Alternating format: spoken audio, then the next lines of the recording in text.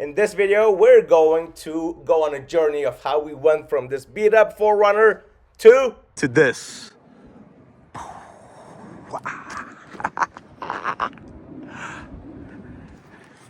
Today is pickup day for my next project, the Toyota 4Runner. We have the trailer from U-Haul and the truck from Home Depot. A nice collab between the two. We're gonna get on the road pretty soon after my coffee kicks in and go get the 4Runner.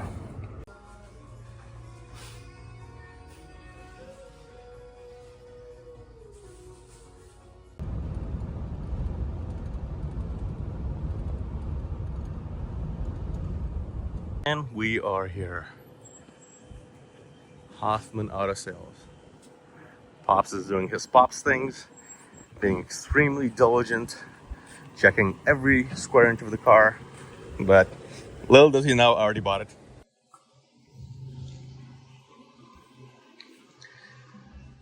Look at that. Interior, super clean. This end needs some TLC, which we are going to do on this channel, boys and girls. Some of this stuff, minor fender bender. this little thing needs to be fixed.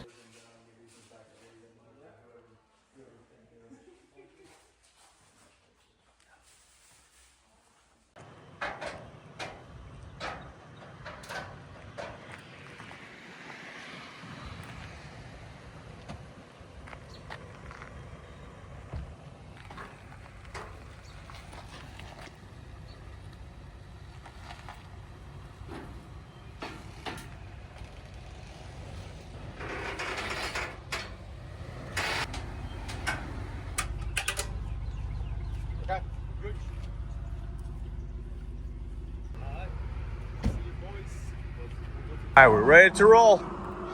Ready to roll? Parts everywhere.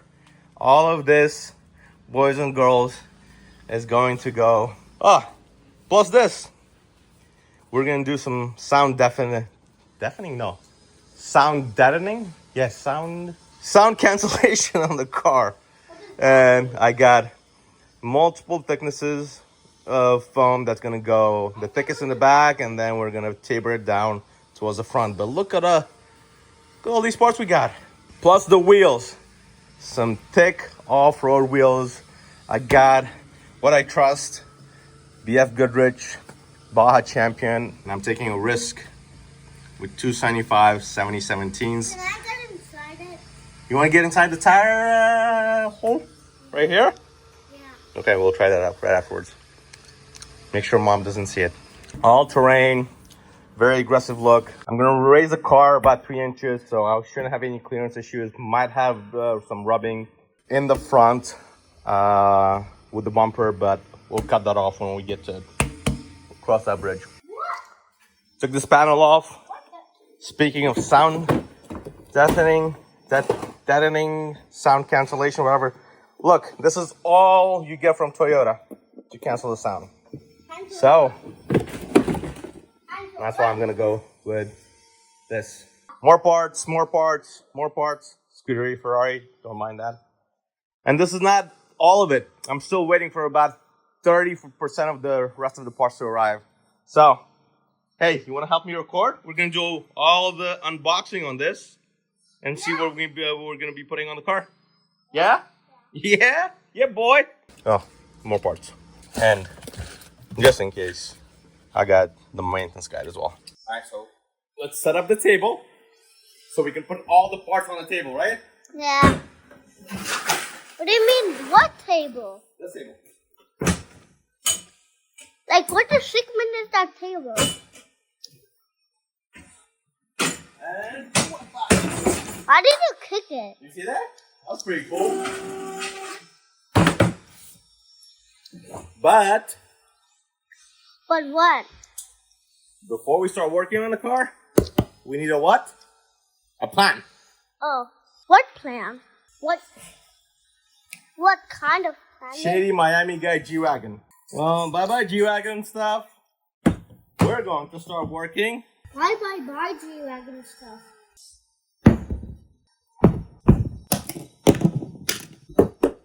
We're going to start putting sound cancellation, detonation, explosion stuff on this. We're gonna clean it up first, so our adhesive.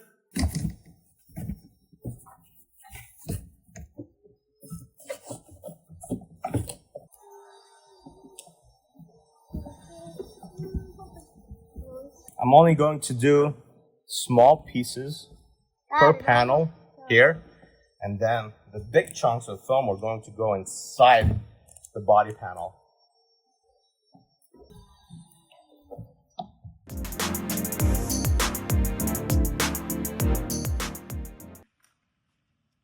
It's back, and Pops is already off-roading it. Nice. I love it. Oh boy.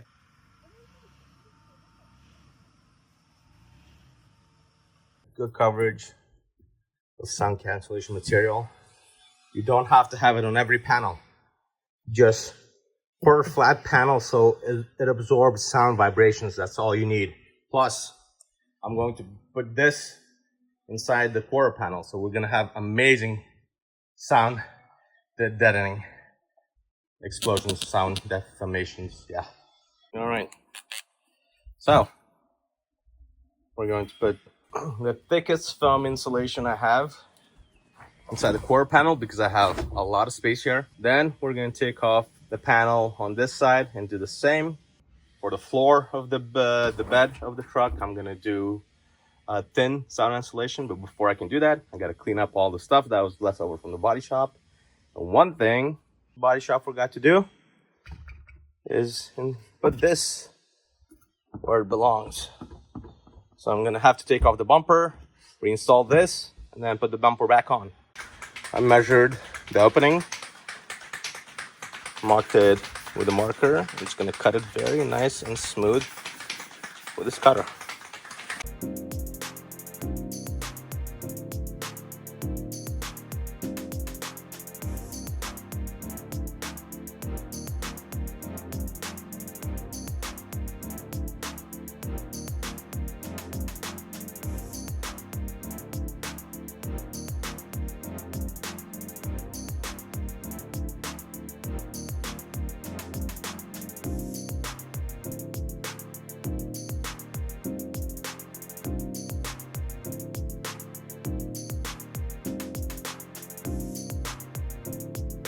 Got pretty good coverage. Do not judge me. I applied adhesive tape on the other side as well. To be on the safe side, I also used heat resistant weatherproof tape because this panel goes through a lot of heat cycles to attach it. It doesn't look perfect, but it doesn't have to be because it's gonna get covered by that panel. The key here is to ensure good attachment to the panel so it absorbs vibrations and good coverage. A pro tip, do not cover this vent right here. If you do, you're gonna burst your windows. Among many purposes that this vent serves, one of them is when you close your doors and then all that air gets compressed inside the engine. It vents off from here. Block this vent on a hot day, you're literally gonna, might potentially burst one of your windows. So leave the vent open. Now we're gonna go ahead, attach slim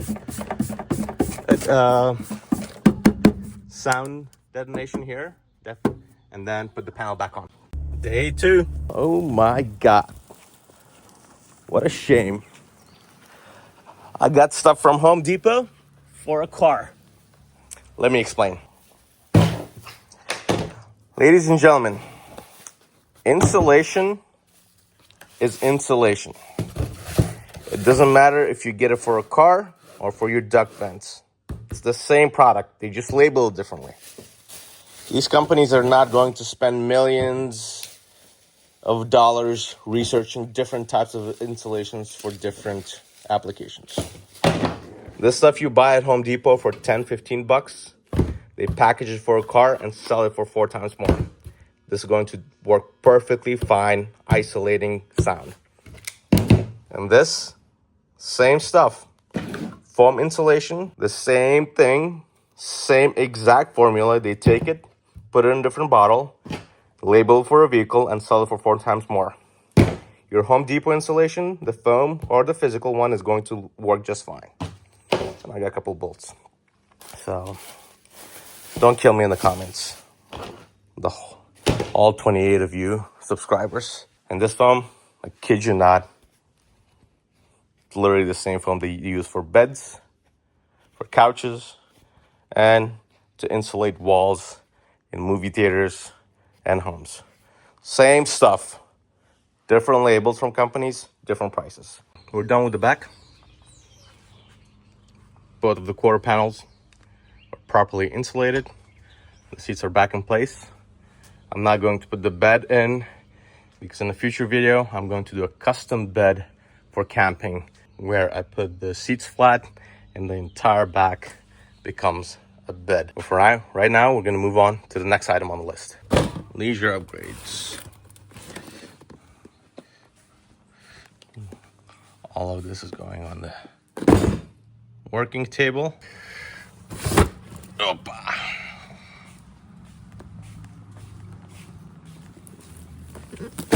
Where could my infotainment system be? I reckon it's probably this box right here.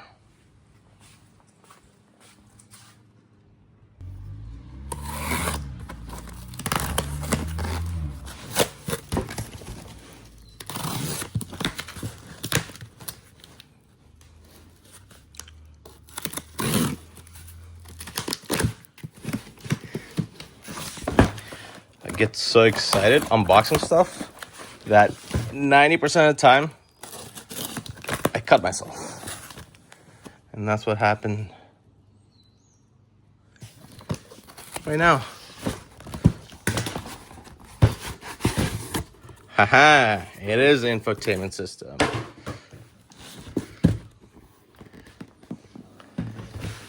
The SATA, the go-to system for the 4Runners. I got the G13, which is, I want to say, the latest. Yeah, I didn't see anything online for G14 or anything else I was researching.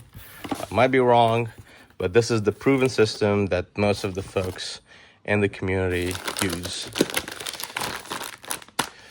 The adapter harness, the black thingies, I don't know what these are. More adapter harness. And the system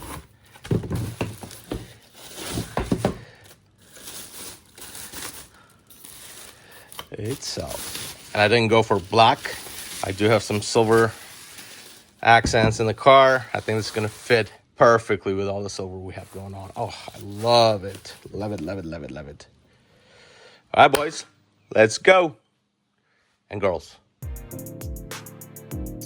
My time lapse for this thing is probably gonna be like 3 seconds because once those 4 bolts were off, this entire thing came off. Oh man, Toyota, I just love you. But anyway, before taking all of these wires off, I'm going to do a sound test. I'm not sure how much of that can resonate through the phone, through your speakers. I'm going to play the same song through the stock speakers and an infotainment system, and then once I upgrade, do the same thing. The decibels obviously is going to be way higher than what we have here because I have higher wattage speakers, higher wattage system, but just for my own, like, hey, this was worth it, I want to see how it feels. Car's on, Bluetooth connected. I'm going to play till I collapse. Has good bass, good, it's like, goddamn it, it's a good song. All right, let's see how it sounds. I hadn't been able to have a family vacation for years due to financial challenges, but then I found an easy and fun way to make money. It's the loudest setting, and honestly sounds terrible. I collapse, I'm spilling these raps long as you feel them. To the day that I drop, you'll never say that I'm not killing them. Cause when I am not, then I'ma stop killing them. And I am not hip-hop, and I'm just not Eminem. Am I high? I'm a rip this shit to my bone. My judgment is it's terrible, and I'm glad I'm upgrading it. So let's go ahead and continue the upgrade.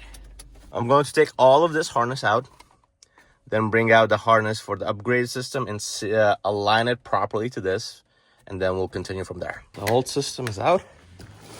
Let's put it side by side and see the difference.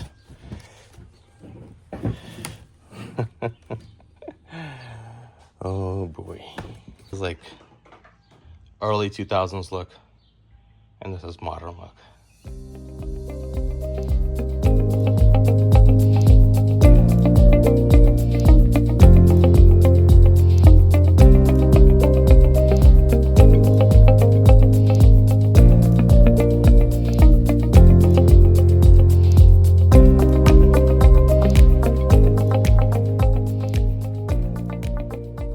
So here's a minor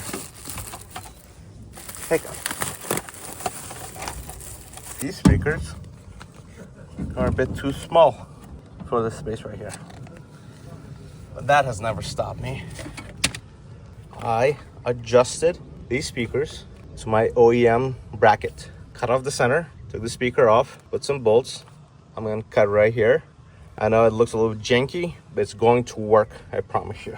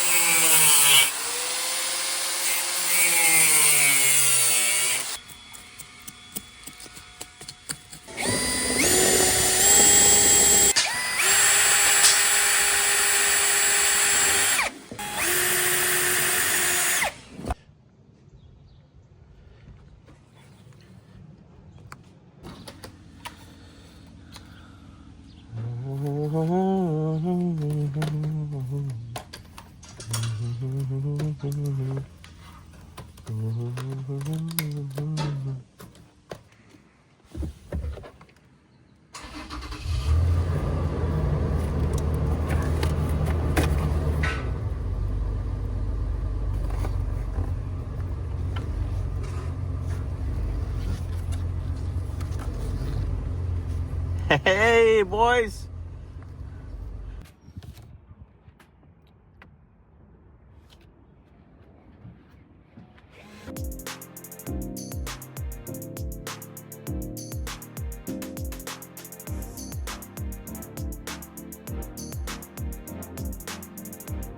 All right, so here's the new unit we're putting in, and this is the stock unit. I'm going to reuse the resistor from the stock and transfer it over here, although my new unit does come with a resistor. And the reason I want to do that is because I also want to reuse the plug from OEM. This is going to be a plug and play, so we're just going to take this off, transition over here, and plug it back in. We're going to organize all these tools, unbox them, move the car inside because it's raining, and also because we're going to start working on the mechanical stuff, all the engine and moving part maintenance. This is how the ultimate maintenance run looks like on a Toyota 4Runner. Engine oil, gear, lubricant replacement, differential fluids, ATF, and ATF filter and gasket. We got coolant, we got brake fluid. One thing we're missing is power steering fluid, but that's on its way. We got engine filter, cabin filter, serpentine belt. It's gonna go here. OEM oil filter, and of course we got spark plugs, gaskets for all the bolts we're gonna replace, pistol grip and grease for drive shaft lubrication. And just in case, so I have all the torque specs, I also printed the maintenance guide. At the bottom, we have all the off-road goodies. The best OME coils. I got Bilstein shocks for front and rear. Over here, we got power stop, rotors, and brake pads, and all the accessories needed for the car. I got TRD Pro running boards with all the tools that we need and the bolts. And here, we have fog lights, headlights, and over here I have satin black bumper covers, and my favorite thing that I'm gonna install is a snorkel. Here it is, ladies and gentlemen. It's gonna go in this, but before we can do that, we gotta get inside. So I collapse, I'm spilling these raps. Long as you feel them to the day that I drop, you'll never say that I'm not killing them. Cause when I am not, then I'ma stop pinning them. And I am not hip-hop, and I'm just not Eminem. Subliminal thoughts when I'ma stop spinning.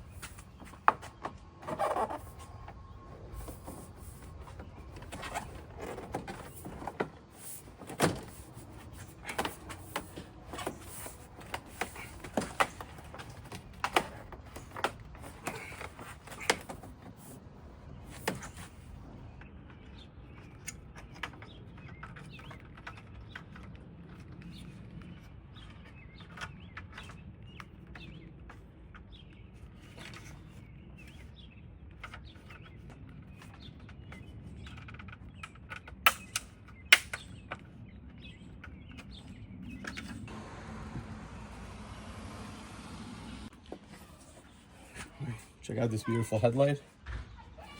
The fog light is installed. I cleaned up the opening for the headlight. Now we're gonna go ahead and put it in. Just not filling them. The criminal cop killing hip-hop, filling a minimal swap. Cop millions of block listeners. You're coming with me, feel it or not. You're gonna fear it like I shows it. The spirit of God lives in us. You hear it a lot, lyrics the shock. Is it a miracle? Headlight is installed. Looks amazing. Fit perfectly as well. We're gonna do some final adjustments and then tighten everything up.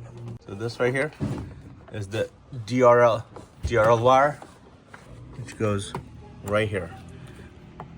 The wire most towards the edge of the car. And the reason I'm showing that is because these lights right here and the halo light of the fog light is all connected to that DRL.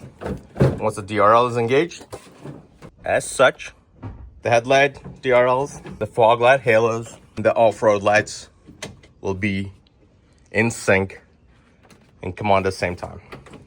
And the best part is, all of these are gonna come out in yellow. And the way to do that is you just switch the positive and negative wires going into them. Because they're two-edged. If they're going in sync, they're coming on as white DRLs. If you switch them around, come out as yellow. So we're gonna hook it up and then see how it looks. Reveal. Boom. I think it looks gorgeous.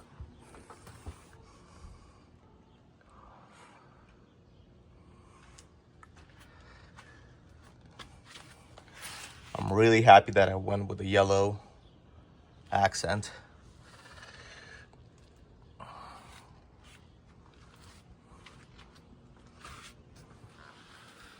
The wheels are finally here. We're gonna do a quick unbox and see how they look. And see how nice, pretty, and shiny these brand new wheels look. Alrighty.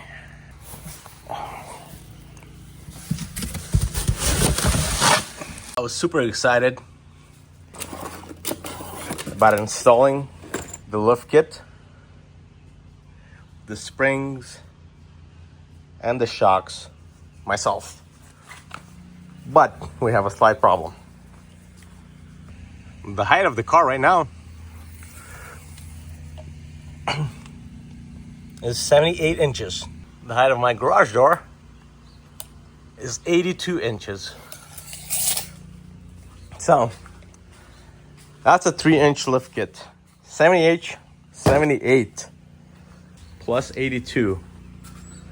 That equals, no, 78 plus 3 inches. 81 inches, to be on the safe side. Let's just say 82 inches. So if I do put the car in the garage, lift it up, and it gets stuck in there, the car is stuck until I take the lift off. Or option 2, and just take all these parts, take it to a shop, which I don't want to do. I want to do it myself and have them install it. So for the next step, the battery's dead. I have it on charge right now. I'm gonna pull the car up and measure it, how it stands while it's driving in or out of the garage. But yeah, slim margins here, so. Okay, so I'm going to run an experiment. I got my measuring tape attached to the garage door. I'm gonna pull the car in and see what is my closest range of measurement to the garage door while I'm pulling in or out. So let's go.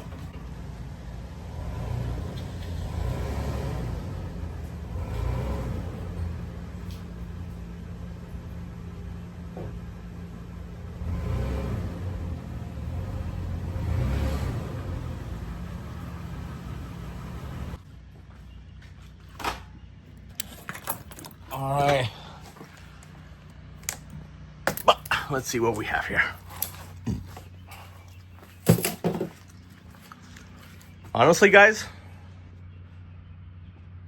I think we can afford to raise a car 3.5, maybe even 4 inches. So we should be good over here. Worst case scenario, if we're not, I'm just gonna take the roof rack off. So good news, we're gonna do this ourselves. All right, car lifted. Now it's secured and take the wheels off. That is going to be a 12 mil.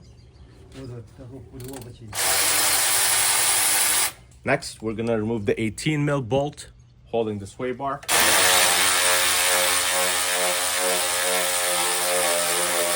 And obviously, before I got started, I blasted everything with penetrating oil to make my job a lot easier. Next, we're going to disconnect the 19 mil tie rod link.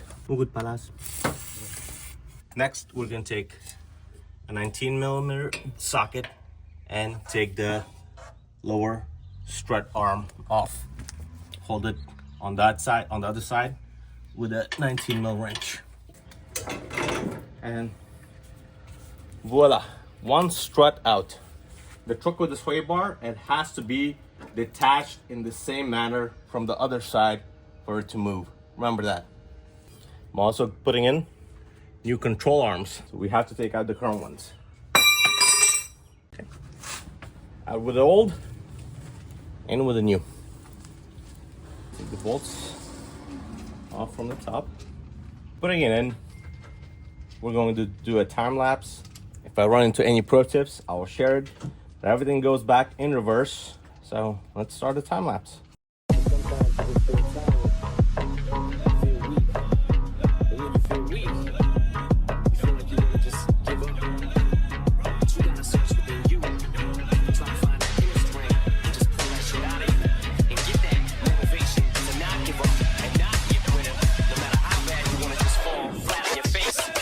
So I collapse, I'm spilling these raps. Long as you feel them to the day that I drop, you'll never say that I'm not killing them. Cause when I am not, then I'ma stop pinning them. And I am not hip-hop, and I'm just not Eminem. Subliminal thoughts when I'ma stop spinning them. Women are caught in wet. All right, the upper control arm is out. Very easy. It was a 19-inch bolt from the side. I just had to take this cover off, get the 19 out from here, and hold it with a wrench on the other side. It is a huge bolt that just comes out from here. You just push it out, and then we put in the new Emu Beefy control arm. We're gonna slide that bolt through the same inlets, and we'll be good to go. Upper control arm attached, the coil and the shock in place, the brake line attached. Now I'm going to leave the sway bar detached because I still have to do the suspension on the other side. But for right now, we're gonna move to the rotors and brakes. In comparison to this whole ordeal, this should be extremely easy. We're going to start by removing 1 and 2 bolts on the back. This will bring out the entire caliper, and then we'll have access to the rotor. Once the caliper comes off, the entire rotor assembly will come off as well. We'll put on the new rotor.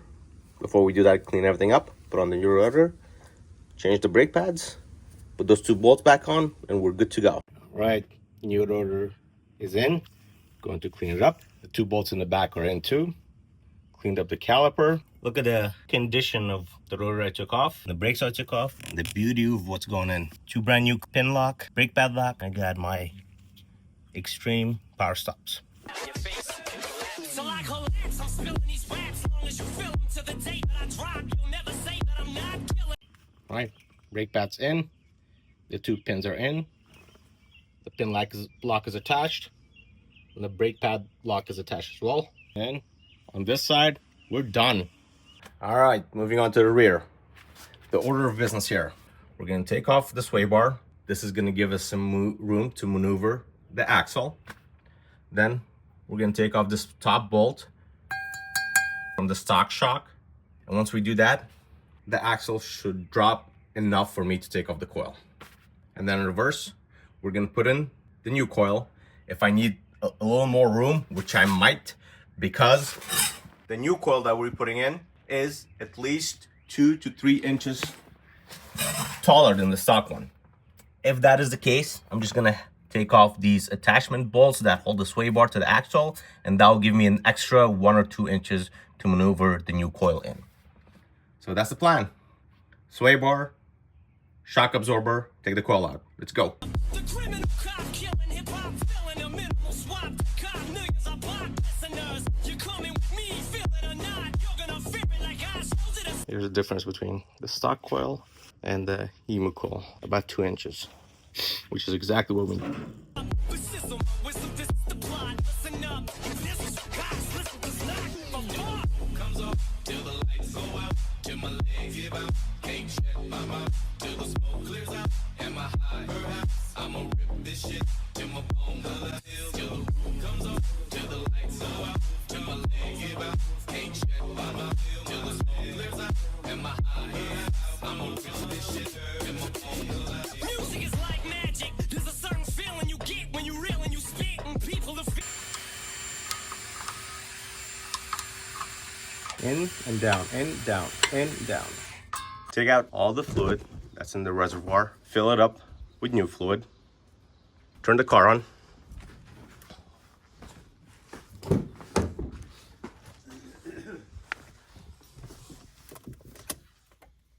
Turn the car on.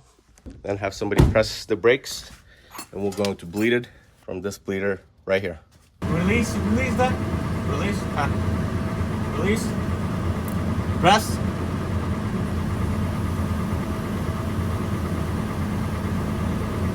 Okay, release. Release. Press. Press.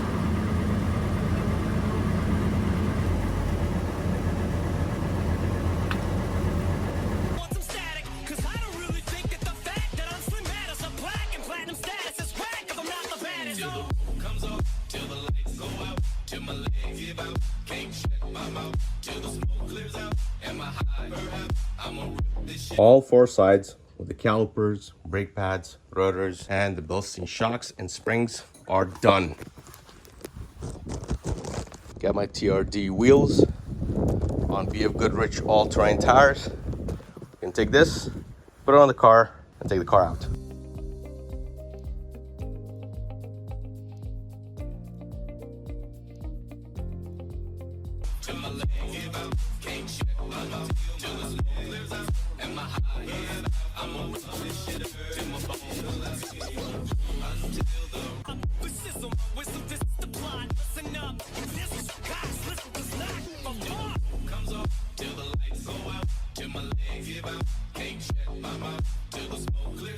I got the gasket attached, the screws attached. I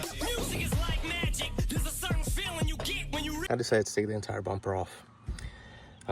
Mainly because I want this vent to sit snug on the scoop, and it was very hard to maintain that snugness and a good joint and a good seal while the bumper was off. So I just took it off. We're gonna do it very professionally and nicely, and then put it back on.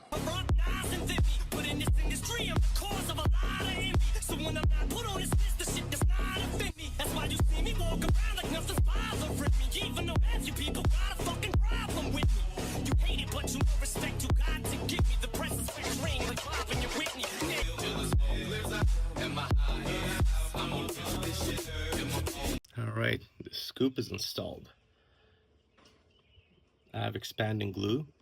Well, not expanding glue. I have cement glue on it as well to make sure that I got 100% complete seal. And once the glue dries in about 24 hours, I'm going to go ahead and tighten that as well. Right now, it's good to go. We gotta do some cleanup, but it looks aggressive, looks nice. Just tighten a few things up and we should be good to go. We're going to start working on the spark plugs now. I took off the air intake that sat on top of the car. That was done as part of getting our snorkel put on the car.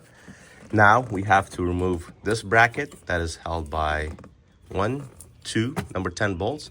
We're going to disconnect this hose as well, and then that's going to give us access to the 3 spark plugs. All right, so let's start working on that.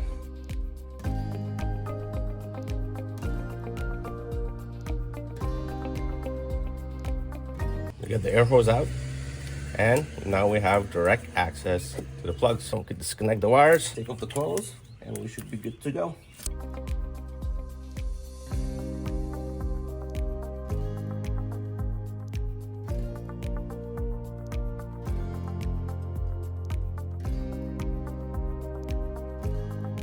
All right, driver's side is done. Passenger side, same kind of issue, but flip to the other side. We have to remove this and the hose that's attached to it. 12 millimeter bolts, and then we have 2 10 millimeter bolts. So we're gonna remove this, and I hope that's all we have to remove. These hoses, I think I can kind of push out of the way to access those spark plugs. So we're gonna start there and see where we land. That's black. Driver's side is done too. Now I'm going to drain the oil and fill it up with some leftover oils I have from my other jobs. I'm going to run it on this for about 5 minutes. This will serve as a good flush of the engine. So we're gonna do that. Start the car to make sure that the spark plugs are not going to explode. And we did everything right. There we go.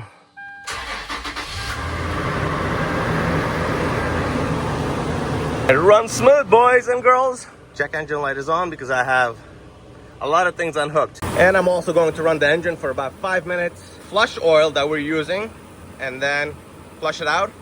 At the same time, I'm also going to run the engine on the same oil while I am going to flush out the power steering fluid.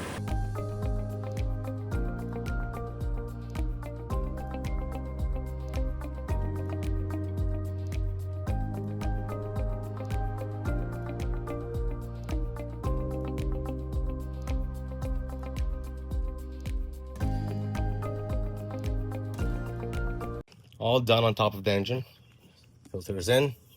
All the sensors are in and plugged in where they're supposed to be. With my flush oil in the engine, I'm going to flush the power steering fluid. And the trick I use for this to completely flush it, I don't extract and fill it. What I do is, as you can see, there are 2 hoses going into the power steering reservoir, 1 and 2. The one at the bottom is usually the return hose from the power steering rack into the reservoir, and the one on top is usually the return line from the power steering rack into the reservoir, and the one on the bottom is the one that goes into the power steering rack. So the trick that I use to flush it is I take off the return line, which is this one sitting on top. I plug the reservoir to make sure I'm not losing any fluid, and I plug this into a container for extraction. I turn on the car and turn the steering wheel all the way to each side and use the pump or the power steering rack to flush the fluid. At the same time, I'm putting the new fluid in, but instead of the old fluid going back to the canister, since I've disconnected the return line, it goes to discharge. That's what I'm going to do. Discharge the return line and fill this while I'm circulating the steering wheel left and right.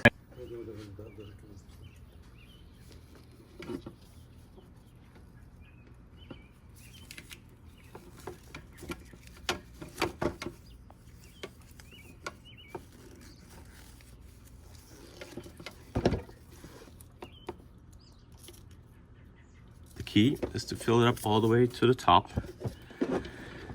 And then now the next and the important step begins. We're gonna have somebody start the car, turn the steering wheel all the way to the right and turn it off. And at the same time, I'm gonna be filling the reservoir to make sure we don't run out of fluid. And you, ladies and gentlemen, will get to enjoy all the dirty fluid coming out while we're doing that. All right, Pops is in the car. You can turn it on, turn it all the way to the right. And I'm gonna be, in the meantime, filling it up.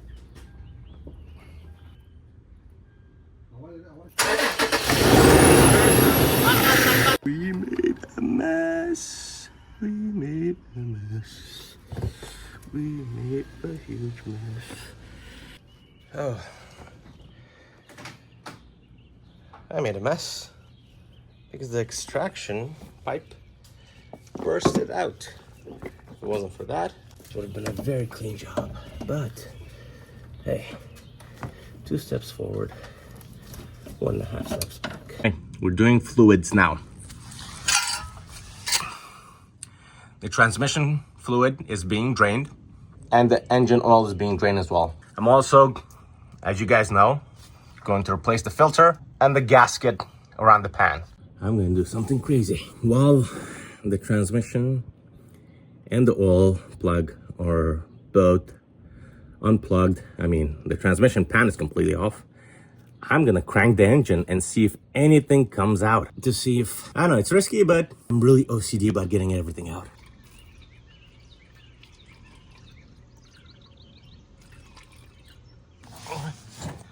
So, oil filter is in. That's the oil filter, and right there, let's see, the yellow plug is for the coolant. And now we're gonna go ahead and open this.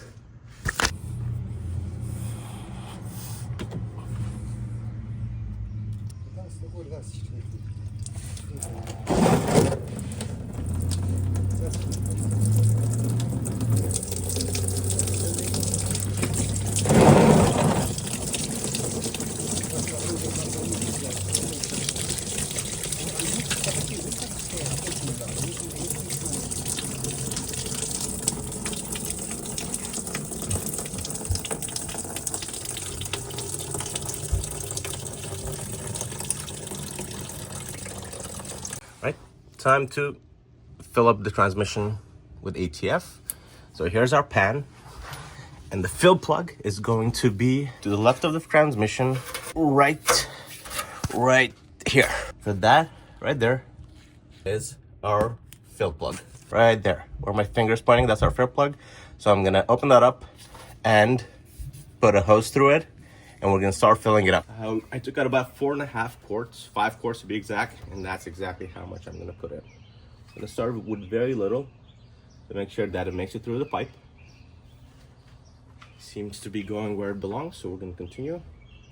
All right, so almost done filling up the transmission fluid.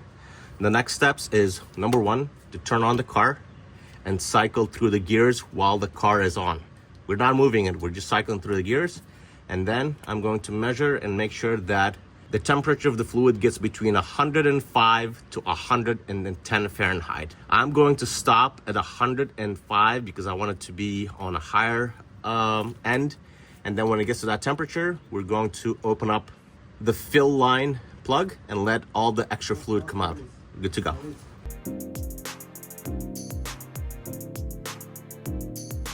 All right, moving on to the rear axle.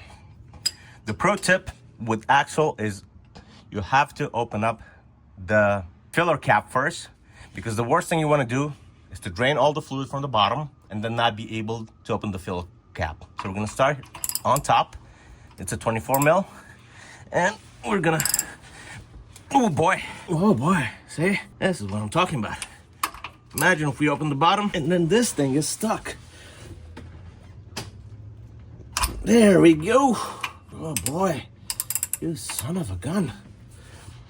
Oh, you son of a gun. I know, I've said that on filler stuff we're not supposed to use for power tools, but this thing is giving me a lot of trouble.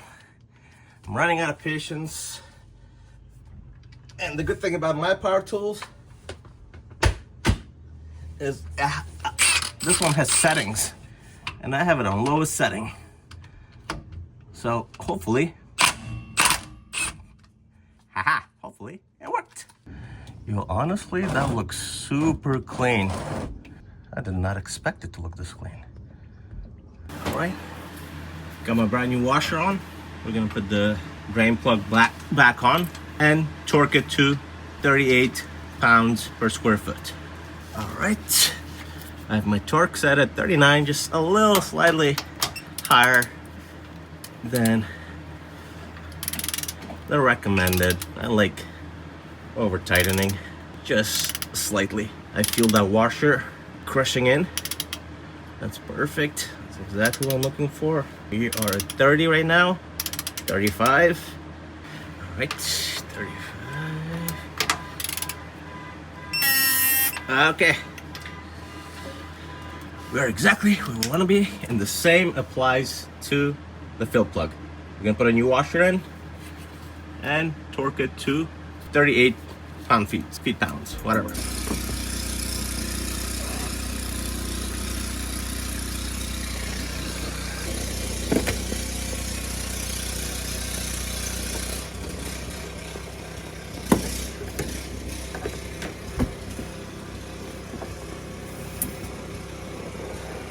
Let's get serious about this. The brake fluid is done. We got a new battery in the car. Spark plugs, spark coils, done. We did a full flush of the coolant, all good to go. We got power steering fluid in a very messy way, that's good to go. The car mechanically is done. Got to finish up some body work, and then we'll look at the results of where we landed. Ladies and gentlemen, the result of all the hard work accumulates to this beast. We got my BF Goodrich all-terrain on TRD Pro wheels, the EMO control arms, EMO shocks, not the EMO shocks, Bilstein shocks, EMO springs, lifted 3 inches in the front, 3.5 in the back, Bilstein shocks on EMO springs. I've got my nice sticker in the rear window, TRD style running boards that are nice and sturdy and are rated for 600 pounds. Speaking of 600 pounds, we got my roof rack rated for 550 pounds. This is the highest rating I could find. I don't know if the roof of the car is rated for that much, but the roof rack is. One of my favorite features, the snorkel when we take the car swimming. Check her out. The beast, the beauty. Got my flag, got LED taillights. I think this thing looks aggressive. My favorite feature being these headlights. The running lights in the front. Gonna block my plates. Gonna reveal that later. It's a surprise. I got a really good looking. Let's go on the inside, check out what happened, what you did on the inside.